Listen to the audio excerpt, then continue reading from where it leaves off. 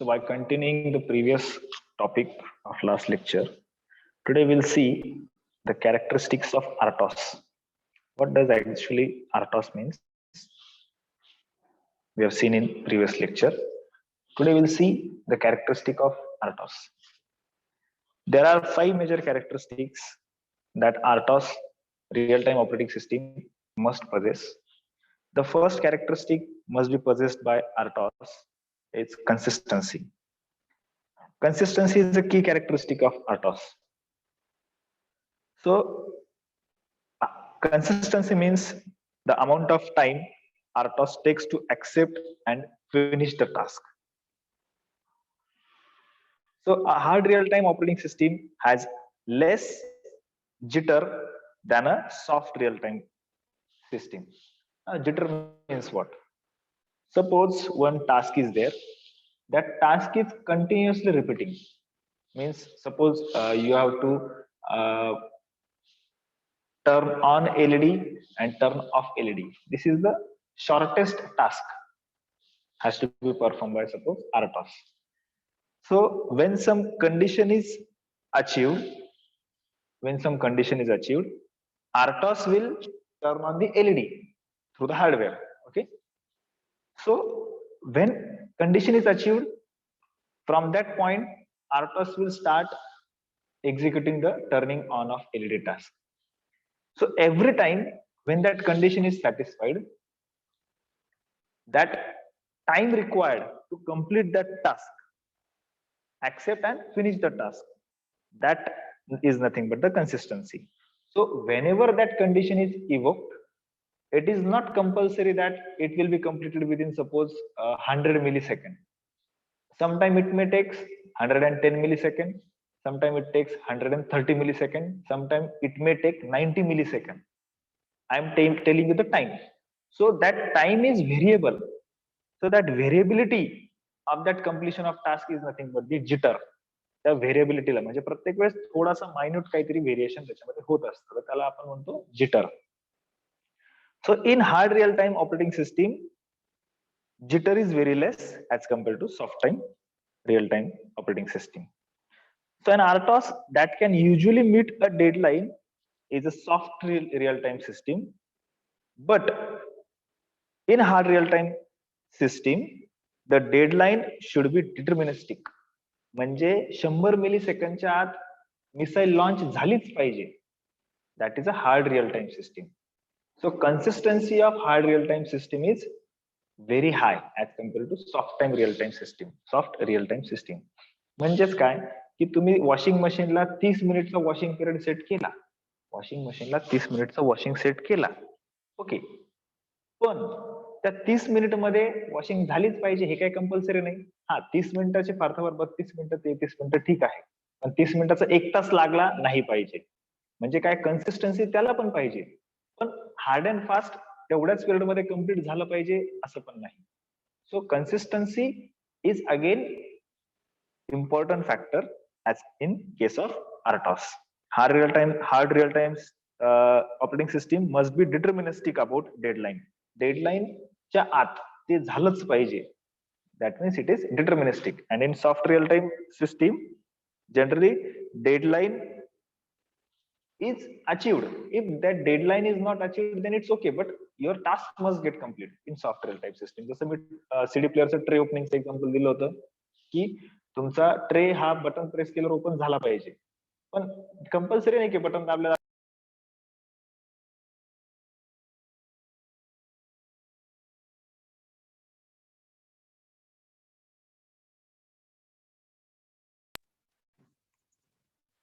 So consistency is important characteristic. Then reliability. Any type of RTOS must be reliable. That is, it operates for a responsible long time without human interface.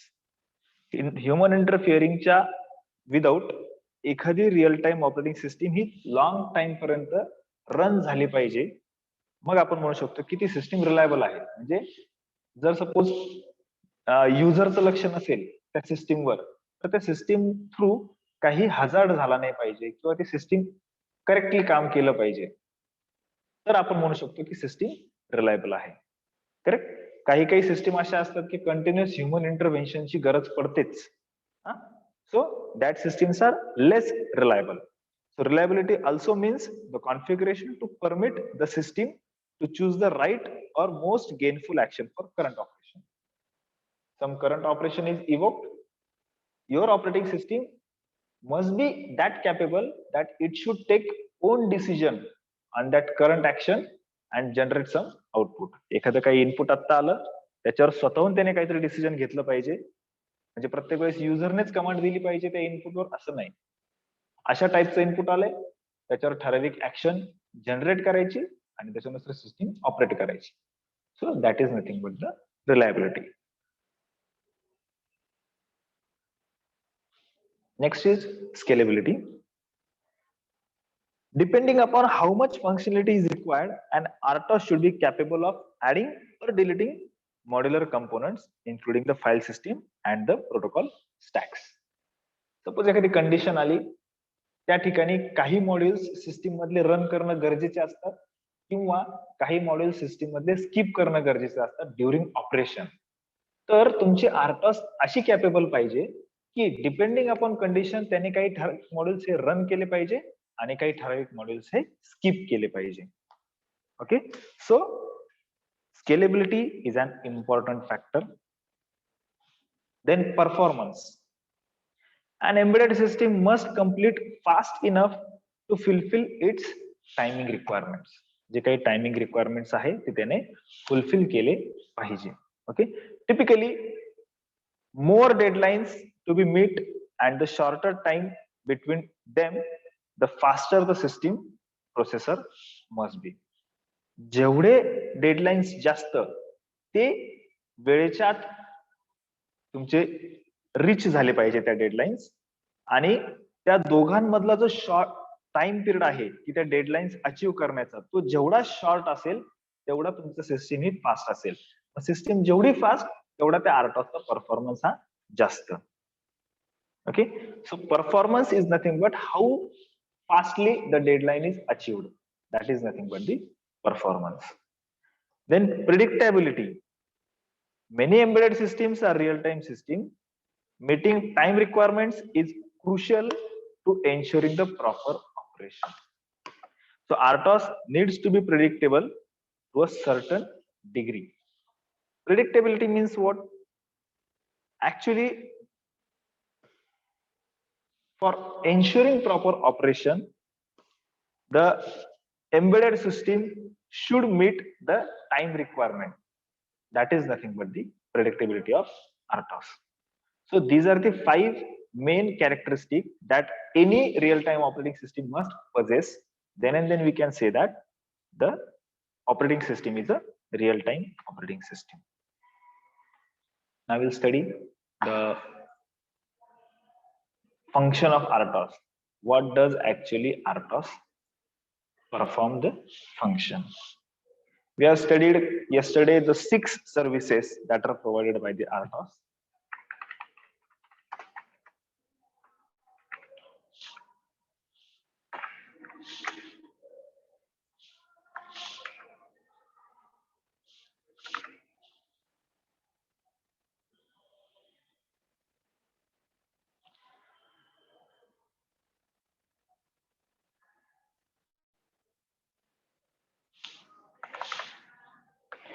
So the first important service that is performed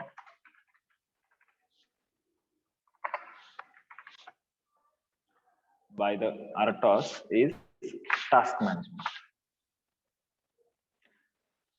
The 6 services, again I'll recall them, that 6 services are task management, task synchronization and inter-task communication, then timer management, device IO management, memory management, interrupt and event handling. These are the 6 important functions that are performed by the RTOS. The first function is task management. The main function of task management includes the scheduling of multiple tasks with handling a distinct goal and deadline. Each task has different deadline. और गोल, प्रत्येक task तयार झाली त्याचं काहीतरी output असणार आहे, ती achieve करावं लागते ती टास्क. तर ती टास्क अचीव्ह करत असताना बाकीच्या टास्क पण हँडल करणं गरजेचं आहे. बरोबर. जसं मी सांगितलं की एक स्टुडंट आहे, तो ज्यावेळेस कॉलेजला जातो त्यावेळेस सपोज 9:45 वाजलेले तुमच्या टायमिंग नुसार, लेक्चर स्टार्ट होतं 10 वाजता. बरोबर. तर त्याला सपोज ऑफिसमध्ये जाऊन फीज भरायची आहे. बरोबर. त्याला लेक्चर पण अटेंड करायचं आहे आणि सकाळी त्याने निघताना ब्रेकफास्ट केलेला नाही. बरोबर. तर 9:45 वाजलेले 3 टास्क डोळ्यासमोर आहे. बरोबर. तर 3 टास्क तुम्हाला वेळेच्या आत पूर्ण करायचे. मग तुम्ही ज्या 3 गोष्टी कशा पद्धतीने मॅनेज करतात, दॅट इज नथिंग बट ते टास्क मॅनेजमेंट. 15 मिनिटं आहे, घरातून निघताना ब्रेकफास्ट केलेला नाहीये, भूक लागलेली आहे, सगळ्यात पहिले 15 मिनिटात तुम्ही काय करू शकता, ब्रेकफास्ट करू शकता. ही फर्स्ट टास्क तुम्ही परफॉर्म केली. ब्रेकफास्ट असल्यामुळे तो 5 मिनिटात संपू शकतो. नेक्स्ट, तुम्हाला फीज पे करायची आहे आणि 10 वाजता लेक्चर आहे. बरोबर. फीज पे तुम्ही दिवसभरात मधल्या रिसेस मध्ये पण करू शकता. फॉर एक्झाम्पल मी तुम्हाला सांगतो. बरोबर. त्याच्यामुळे ती झाली लेस प्रायोरिटी टास्क. आणि 10 वाजता इम्पॉर्टंट लेक्चर आहे, तर तुम्ही 10 वाजण्याच्या 5 मिनिटं अगोदर क्लासरूम मध्ये जाऊन बसले आणि तुमचं लेक्चर 10 ला स्टार्ट झालं, रिसेस झाली, तुम्ही थर्ड टास्क उरली म्हणजे फीज कलेक्शनचं किंवा फीज पेमेंटचं काम तुम्ही करू शकता. So these tasks, 3 tasks, you have managed them in a particular period of time. Correct? So that is nothing but task management. म्हणजेच काय, task management includes the scheduling of multiple tasks with each handling a distinct goal and deadline. प्रत्येकाला एक गोल आहे, प्रत्येक टास्कला, प्रत्येक टास्कला एक deadline आहे. ते कशा पद्धतीने तुमचं आर्टास हँडल करतो, that is nothing but the task management. But first of all, what is meant by task actually? So your entire program for coding of task किंवा जो काही तुमचा आर्टॉसची जी कोडिंग आहे, that program is divided into small schedulable and sequential program codes to achieve the concurrency in real time program is called a task. पूर्ण तुमचं system application हे small codes मध्ये किंवा स्मॉल प्रोग्राम्स मध्ये डिवाइड केलेलं असतात, जे प्रोग्राम शेड्युलेबल आहे आणि सिक्वेन्शियल प्रोग्राम कोड्स आहे, जेणेकरून आपण रिअल टाइम ऑपरेटिंग सिस्टीम मध्ये कॉन्करन्सी अचीव्ह करू शकतो. कॉन्करन्सी म्हणजे काय, की एकापेक्षा जास्त टास्क हे पॅरलली रन करणं म्हणजे कॉन्करन्सी. पॅरलली रन करणं, जसं आपण म्हणतो की टीव्ही बघणं ही एक टास्क झाली आणि जेवण करणं ही एक टास्क झाली, तर आपण जेवण करता करता टीव्ही बघतो. 2 टास्क पॅरलली आपण करतो. बरोबर. So that is nothing but the concurrency. So task is nothing but your entire code of software or operating system is divided into small schedulable and sequential program codes. Schedulable and sequential program codes. So that is nothing but the task. So in real time operating system, task is basic unit of execution. म्हणजे साधी instruction execute न होता तुमचा पूर्ण programme मध्ये जो काही basic part आहे, जसं आपण म्हणतो की आपल्या पूर्ण वर्ल्ड मध्ये सगळ्यात बेसिक गोष्टीला आपण ऍटम म्हणतो. बरोबर. Atom is the basic component in this world. Similarly task is the basic unit of execution in real time operating system. So प्रत्येक टास्कला एक रिलीज टाइम असतो, एक डेडलाईन असते आणि एक एक्झिक्युशन टाइम असतो. कुठल्याही टास्कला रिलीज टाइम म्हणजे काय, जेव्हा ती टास्क जनरेट होते, दॅट इज रिलीज टाइम. कधी जनरेट झाली, रिलीज कधी झाली, that is release time. Then next is deadline. Task ही किती वेळात पूर्ण झाली पाहिजे, that is your deadline. And execution time is the time required to execute that task. That is nothing but the execution time.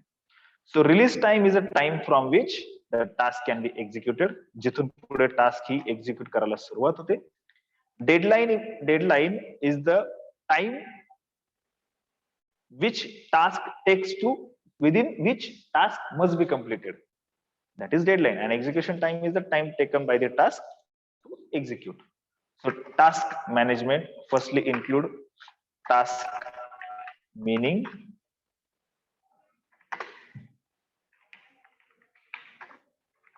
release time, deadline, execution time. So these are the important parameters related to the task. So if a task is to be defined, then task can be defined using three components. That three components are task control block, that is the task data structure stored in the RAM and only accessible by the RTOS. Second component which defines the task is task stack. Task stack means data space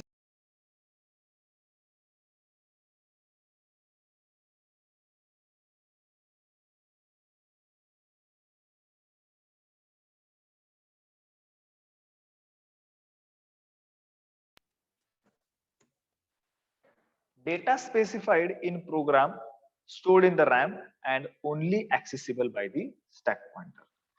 task stack काय असते की एक RAM मध्ये काहीतरी memory location असतं, तिथे task related data हा store असतो आणि तो फक्त स्टॅक पॉइंटरलाच ऍक्सेसिबल असतो. And the third component is task routine. Task routine means actual program code which is stored in the ROM. म्हणजे कुठल्याही टास्कला ह्या तीन गोष्टी असतात.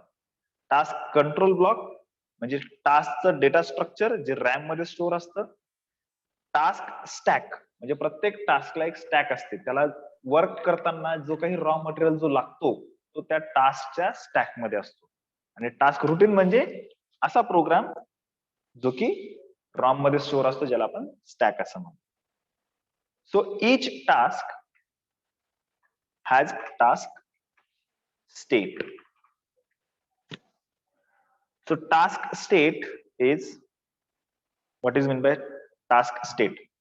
कुठलीही टास्क असेल तर ती कुठल्या तरी ठराविक स्टेट मध्ये असते, बरोबर. ठराविक स्टेट म्हणजे काय? Task can be in 4 states. First is dormant state,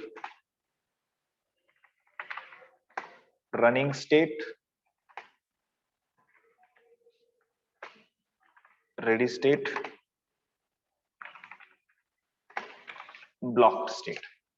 task ही कुठल्याही 4 स्टेट मध्ये असू शकते. So these 4 tasks can be out of any 4 state. Each task can be in any one of 4 state. जे काही 4 स्टेट आपण म्हटलेले आहेत त्याच्यापैकी कुठल्याही स्टेट मध्ये असू शकते. Individual tasks are continuously changing its state from one state to another state during the execution of your operating system program.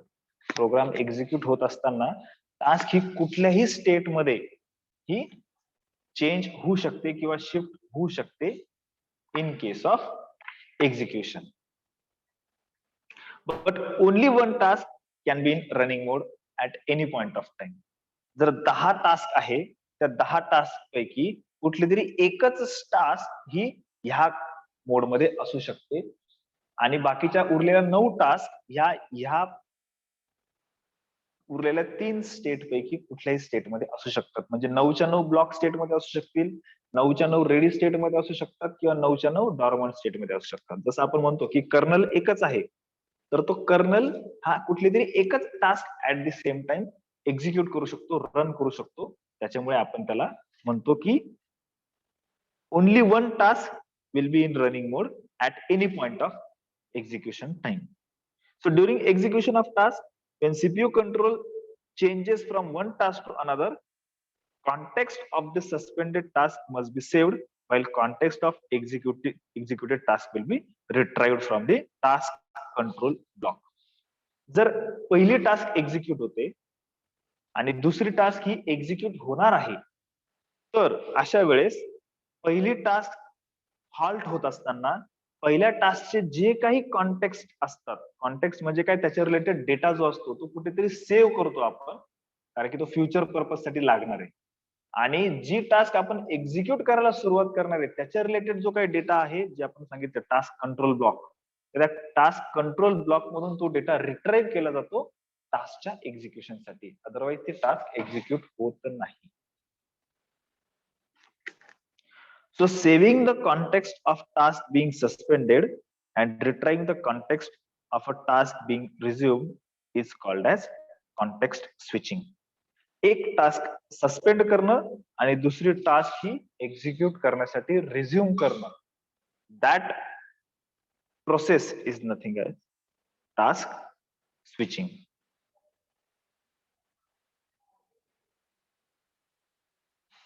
So this is the case. So what is exactly dormant state? What is exactly ready state?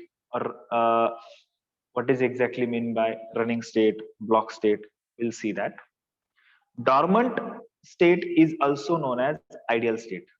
Dormant state means if any task is newly created, that newly created task is in dormant state. Dormant म्हणजे आपण जसं म्हणतो की नवजात शिशु कसं असतं बाळ, तर ते नवीन जी टास्क तयार होते एक्झिक्युशनला किंवा टास्क तयार होते कुठली पण, तर ती पहिल्यांदा डॉर्मंट स्टेट मध्ये असते. Second is ready state.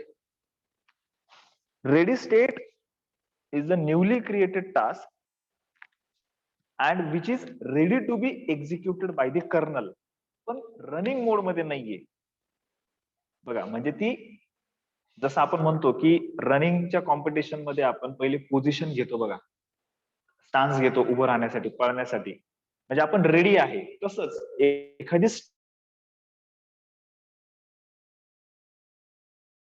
Execute होऊ शकते अशा टास्कला रेडी स्टेट टास्क असं म्हणतात. म्हणजे ती रनिंग मोड मध्ये नाहीये, पण ती रनिंग कधी पण करू शकतो आपण तिला. जसं म्हणतो आपण की पळण्यासाठी आपण ते ट्रिगर दाबण्याची वेळ बघतो, ट्रिगर दाबला की एक्झिक्यूट पळण्याला सुरुवात करतो. सिमिलरली टास्क ही रेडी आहे, ती रनिंग कंडिशन मध्ये कधी पण जाऊ शकते, पण रनिंग नाहीये. That is ready state task. ते ज्याला आपण म्हणू शकतो ऍक्टिव्ह पण आहे, ती active. Then running state. In this state execution of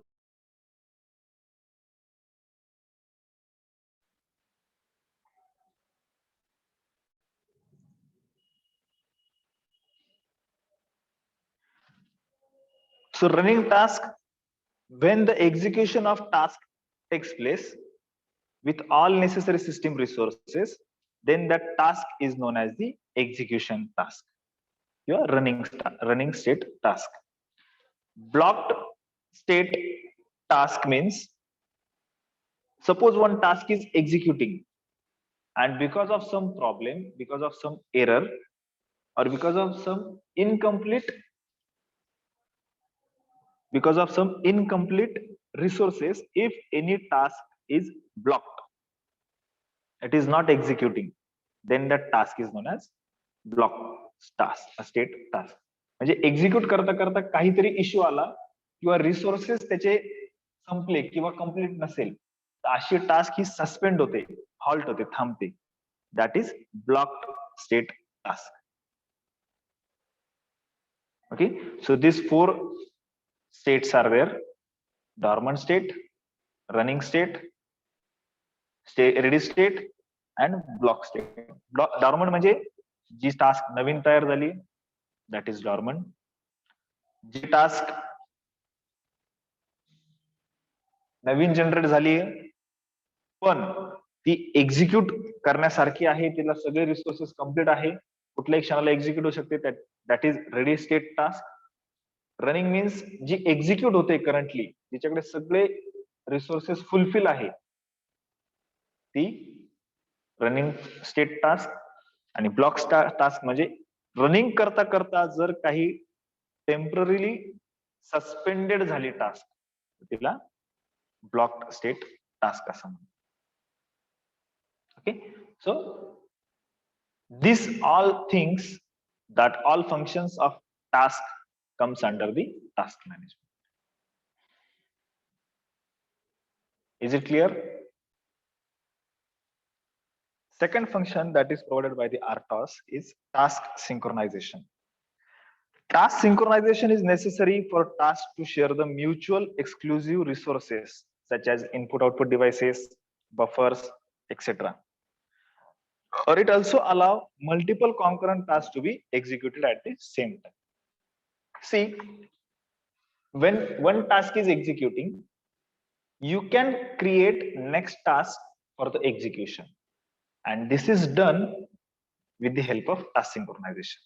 पहिले टास्क रनिंग मोड मध्ये आहे, पण एखादी हाय प्रायोरिटी वाली टास्क तयार झाली, ती हाय प्रायोरिटी वाली टास्क तयार झाल्यानंतर ती टास्क एक्झिक्यूट करण्यासाठी पहिले टास्क ही सस्पेंड किंवा हॉल्ट करावी लागते. मग हे जे काही दोन टास्क मध्ये जे स्विचिंग होतं त्याला टास्क सिंक्रोनायझेशन असं म्हणतात. बरोबर. मग टास्क सिंक्रोनायझेशन का गरजेचं आहे? सपोज एक टास्क रन होते, ती ठराविक इनपुट पासून काहीतरी इनपुट घेणार आणि आउटपुट जनरेट करणार आहे. पण एखादी हाय प्रायोरिटी वाली टास्क एक्झिक्युशनला आली, आत्ताची करंट स्टॉप होऊन, तर ती टास्क एक्झिक्यूट होण्यासाठी तिला जर सेम इनपुट लागत असेल जे पहिल्या टास्कला लागत असेल, तर ते सेम इनपुट जे पहिल्या टास्कने होल्ड करून ठेवलेलं आहे ते रिलीज करावं लागतं. ते काय करावं लागतं? रिलीज करावं लागतं. And this is done with the help of task synchronisation. Okay. So input output devices, buffers, एखादे रिसोर्सेस, सेमाफोर जे टास्क एक्झिक्यूट करताना वापरले जातात, ते सगळे जे आहे ते टास्क सिंक्रोनायझेशनने एकमेकांमध्ये वापरले जातात. So task synchronization is achieved using two types of mechanism. One is called event objects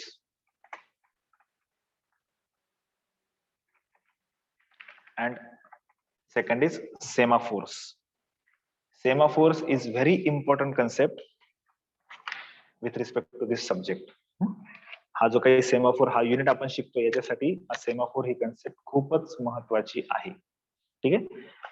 So when task synchronization is required with resource sharing, then event objects are used which allow one or more tasks to keep waiting for a specific event to occur.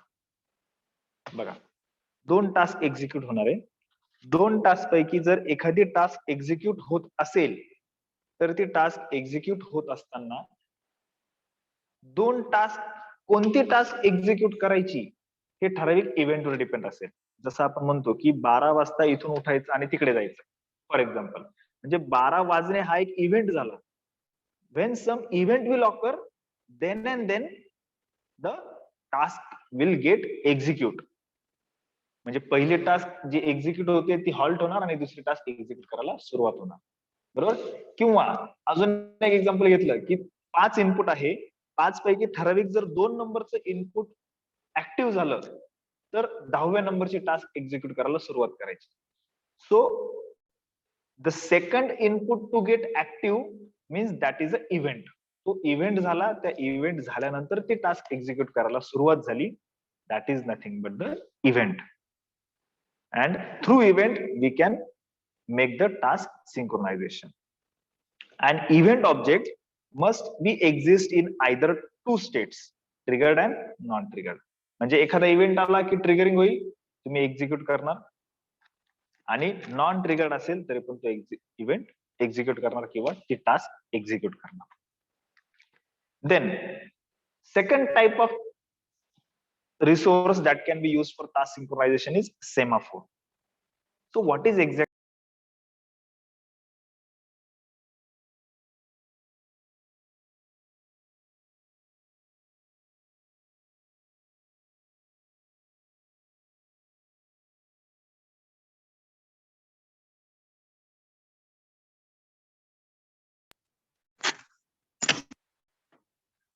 So semaphore is implemented using resource count and a wait queue, where resource count is used to indicate the availability of resources.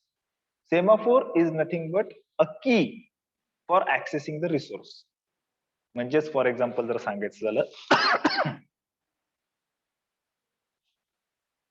एखाद्या आरटॉस मध्ये 10 resources आहेत, 10 resources आणि 5 task आहे. तर ते 10 resources 5 task कसे वापरतील, तर प्रत्येक रिसोर्सला एक की असणार, त्या कीला आपण सेमाफोर म्हणतो. रिसोर्स नंबर 1 साठी सेमाफोर नंबर 1, रिसोर्स नंबर 2 साठी सेमाफोर नंबर 2, रिसोर्स नंबर 3 साठी सेमाफोर 3, असे 10 रिसोर्सेस साठी 10 सेमाफोर. तर जी टास्क एक्झिक्यूट होते तर त्या टास्ककडे त्या सेमाफोर्स द्यायच्या, म्हणजे ती चावी द्यायची त्या रिसोर्सेसला ऍक्सेस करण्यासाठी. ज्या सेमाफोरकडं ज्या टास्ककडे सेमाफोर असणार तो टास्क त्या रिसोर्सेसला यूज करू शकणार. So in this way using this semaphores we can access the resources. सेमाफोरची गरज का पडते हे जर तुम्हाला एकदम शॉर्ट मध्ये सांगायचं झालं, टास्क 1 एक्झिक्यूट होते. टास्क 1 एक्झिक्यूट होताना जर काही मेमरी लोकेशन्स त्या टास्क थ्रू वापरले जात आहेत, काही मेमरी लोकेशन त्या टास्क थ्रू वापरले जात आहेत, तर ते जे टास्क आहे ते टास्क आपले त्या रिसोर्सेसला ब्लॉक करून ठेवतात. ब्लॉक. मग ज्यावेळेस काहीतरी इमर्जन्सी टास्क जनरेट झाली, ती टास्क एक्झिक्युशनला चालली, पण तिला पण जर ते रॅम लोकेशन किंवा रॉम लोकेशन जर वापरायचे असतील तर ते रॉम लोकेशन वापरले जात नाही. म्हणजेच काय की ती मेमरी लोकेशन ब्लॉक झाली, त्याला ते वापरता येत नाही, म्हणजे जी आपली टास्क आहे ती पूर्णपणे एक्झिक्यूट होऊ शकत नाही. त्याच्यामुळे सेमाफोर ही कन्सेप्ट इंट्रोड्यूस केली. जेवढे रिसोर्सेस असतील तेवढे सगळे रिसोर्सेसला एक एक सेमाफोर, जो सेमाफोर ज्या टास्ककडे असेल तो टास्क तो सेमाफोर वापरणार. आणि ज्यावेळेस टास्क स्विचिंग होणार त्यावेळेस ते सेमाफोर जो टास्क आता एक्झिक्यूट किंवा रनिंग मोड मध्ये जाणार आहे त्या टास्ककडे तो सेमाफोर हँडओव्हर केला जातो. म्हणजे जसं आपण म्हणतो की भाड्याच्या घरात आपण राहतोय, जो भाडेकरी सोडून जातोय तो नवीन भाडेकरीला चावी देऊन जातो, मग तो त्याला ऍक्सेस करणार त्या घराला. सिमिलरली जो टास्क रनिंग मोड मध्ये येणार आहे ते सेमाफोर पहिल्या टास्क कडून दुसऱ्या टास्कला हँडओव्हर केले जातात आणि मग त्या रिसोर्सेसचा ऍक्सेस घेतला जाणार. जोपर्यंत सेमाफोर त्याच्याकडे येणार नाही तोपर्यंत जी रनिंग टास्क आहे त्या रिसोर्सेसला ती ऍक्सेस करू शकणार नाही. So semaphores, there are various kinds of semaphores are there. Binary semaphore is there.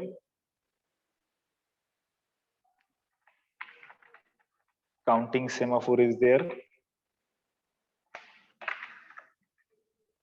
Mutually exclusion, ज्यालाच mutex असं म्हणतात. So these three types of semaphores are there, generally used in RTOS. So using these event objects and semaphores, we can make the task synchronization possible. हे आपण अजून पुढे डिटेलमध्ये बघणार आहे, semaphores काय असतात, कसे ऑपरेट होतात. ठीक आहे. सेमाफोरचे 3 type, binary, counting and mutex, mutually exclusion semaphore. Is it clear?